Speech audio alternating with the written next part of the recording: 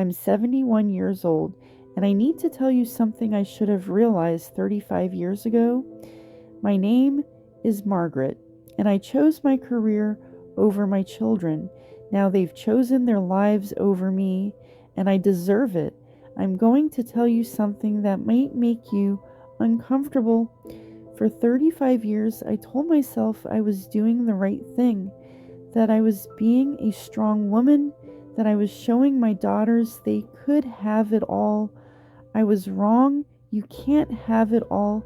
Something always gets sacrificed, and I sacrificed them. Now I'm alone, and they have every right to keep me that way, because when they needed me most, I wasn't there.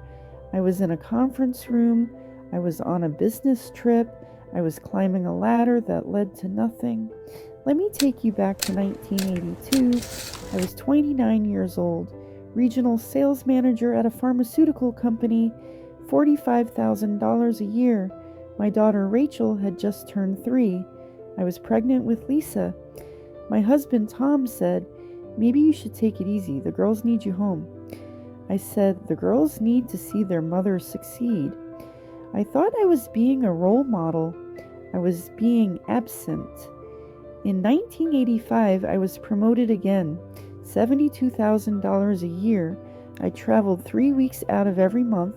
Tom handled everything, the bedtimes, the homework, the bad dreams. I called every night. Rachel would say, "When are you coming home, Mommy?" And I'd say, "Soon, baby. Mommy's working hard so we can have nice things." But we already had nice things.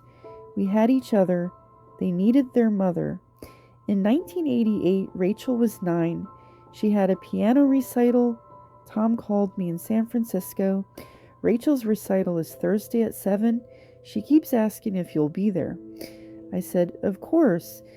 I had a client dinner that night, $2 million contract. I took the meeting. I called Tom at 8:30. "How did it go?" He was quiet. "She played beautifully. She looked for you in the audience. I told her you got stuck in traffic." I said, "I'll make it up to her." I never did. In 1992, I was named vice president, $140,000 a year, corner office, the only woman at that table. Tom said, "The girls barely know you. Lisa asks if you still live here." I said, "Don't be dramatic. I'm providing for this family." He said, "We don't need providing. We need you." But I didn't listen because I thought being successful meant being busy. But opportunities don't hug you goodnight.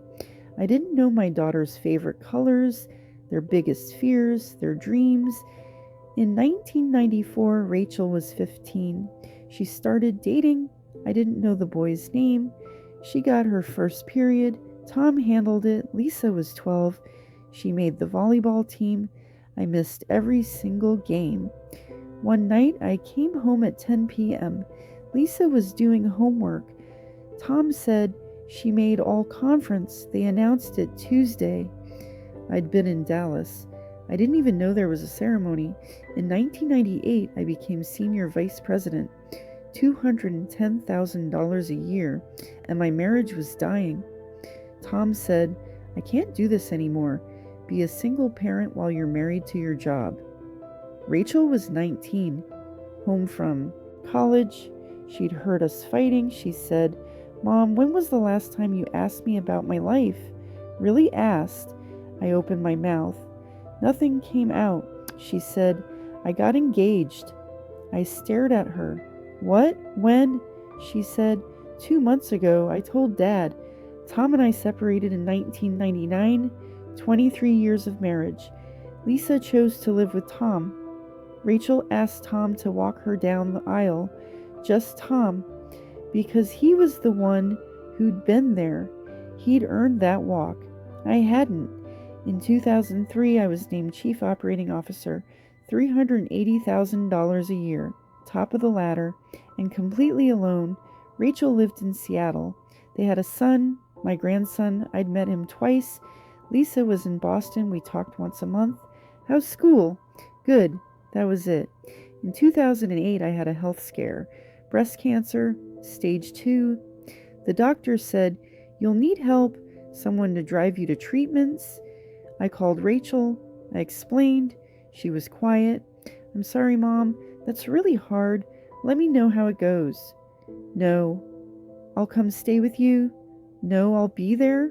I called Lisa. Same thing. "That's tough. Keep me updated." They were polite but distant, like I was an acquaintance, not their mother. Tom drove me to my first chemo session because he was a good man. His new wife, Catherine, came to the second treatment. She brought soup. This woman I barely knew was kinder to me than my own daughters, and it was my fault. That's when I understood. I was facing cancer alone because I'd chosen conference calls over conversations, success over them, and now they were doing exactly what I'd taught them. They were busy, they had their own lives just like I did. I'm 71 now, retired 3 years ago. I have a pension, savings, a nice condo. I can travel wherever I want, but I travel alone. Rachel has 3 kids. I see pictures on Facebook, birthday parties, family vacations. Tom and Catherine are in most of the photos. I'm not, because I'm not invited, not because they're cruel. They're polite when I call, but I'm not part of their lives because I was never there. Here's what I learned too late. You can't make up for lost time. Children learn what you show them, not what you tell them. I told my daughters I loved them, but I showed them that work was more important, and they learned. Now they're too busy for me. Now I'm the one waiting for a phone call for 5 minutes of their time, and I finally understand how Tom felt, how my daughters felt all those years. Your children are only young once. You don't get a second chance. Every working mother will tell you, I'm doing this for them, but what is a better life? Is it a bigger house, or is it a mother who's there, a mother who shows up? I didn't need to be COO. I didn't need $380,000 a year. I needed to be at Rachel's piano recital. I needed to be at Lisa's volleyball games. But I thought there would be time later. When I make vice president, I'll slow down. When I retire, we'll reconnect. But by the time I retired, they'd already built their lives without me. Last month was my birthday. I turned 71. Rachel sent a card. Lisa sent flowers. They called short calls. Happy birthday, Mom. Thanks, honey. I've got to run. I sat in my condo, alone, with my card and my flowers and my paid-off mortgage, and I cried. I cried for the relationship we never had, for all the years I can't get back. Tom died last year, heart attack. He was 70. At the funeral, Rachel spoke about how Dad never missed a moment. After the service, she hugged me. She said, I'm glad you came, Mom. Like I was a guest.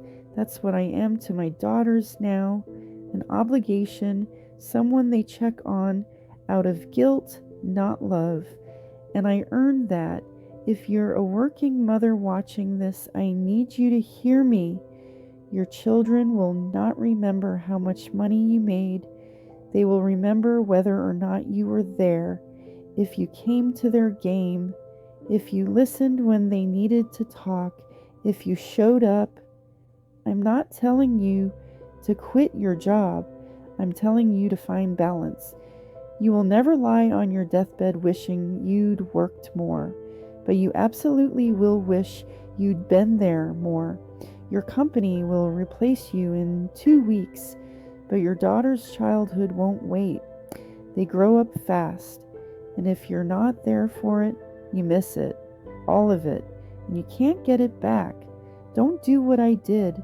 Don't tell yourself just a few more years. Don't miss the recital. Don't skip the game. Don't be too tired for bedtime stories, because one day you'll be old and all that success will mean nothing. You'll be alone with your regrets, and your children will be busy, living their lives without you, just like you taught them. I have everything I thought I wanted, and I would trade it all for one more chance to be Rachel's mom when she was 9, to be Lisa's mom when she was 12. But I can't. That chance is gone. Your children owe you nothing. Not a phone call, not their time, not their love. Those things are earned by being there, by showing up, by choosing them. I didn't earn them, and now I'm paying for it. I'll die someday, probably soon, and Rachel and Lisa will come to my funeral out of obligation, and they'll go home to their families, the lives they built without me, and they'll be fine because they learned how to be fine without me a long time ago. I'm 71 years old. I chose my career over my kids. Now they choose their lives over me, and I deserve it. Don't make my mistake. Don't waste the time you have. Don't miss what matters, because once it's gone forever. If this means something to you, share it. Leave a comment and tell me what you're going to do differently today, not someday. Today. Then close this video. Go find your children and be with them. Really be with them while you still can, while they still want you there, because trust me, one day they won't, and you'll have nobody to blame but yourself. The clock is ticking for all of us.